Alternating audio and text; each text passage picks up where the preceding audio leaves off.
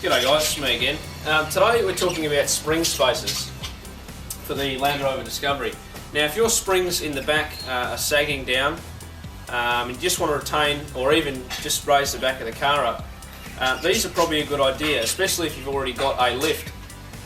Doing a lift like this I wouldn't recommend with just standard springs to give you a lift kit, because with the older springs they don't have the same the weight in them, and the car will become top heavy and such. But if you just want to raise the back of the car, these are probably a good idea. These are made by Automotive Urethanes Australia.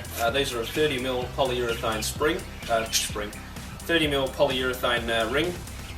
They've got a 10mm retaining plate here, and they also have a space for a dislocation cone. So what I'm going to do today is I'm going to fit them up to my car. I've got the boot fairly heavily loaded. I'm going to fit them up to my car and just see what kind of difference they make. And I'll be doing a review on them later on, letting you guys know how they go. Righto guys, so the first thing you want to do is get your wheels off. Now depending on whether you're doing the front or the rear, I'd recommend doing one wheel at a time.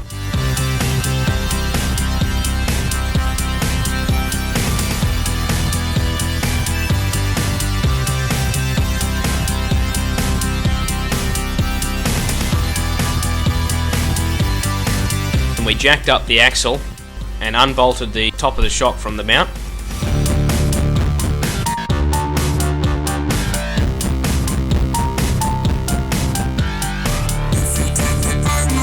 And then we let the axle down onto an axle stand.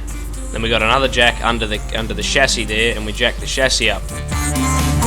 Now after you've jacked the chassis up, you want to get that right up as far as it'll go to get the spring to pop out. Now after the springs popped out, you want to put your spacer in, and I used some fairly thick cable ties to hold my spacers down.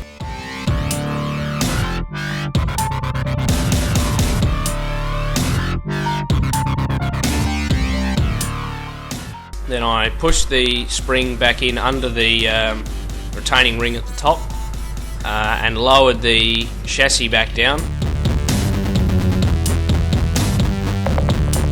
Then I got the secondary jack under the axle again and jacked the axle up to put the shock on.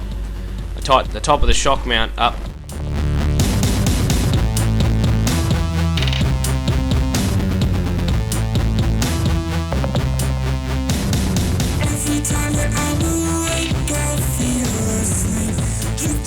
Then I put the wheel back on and lowered it down.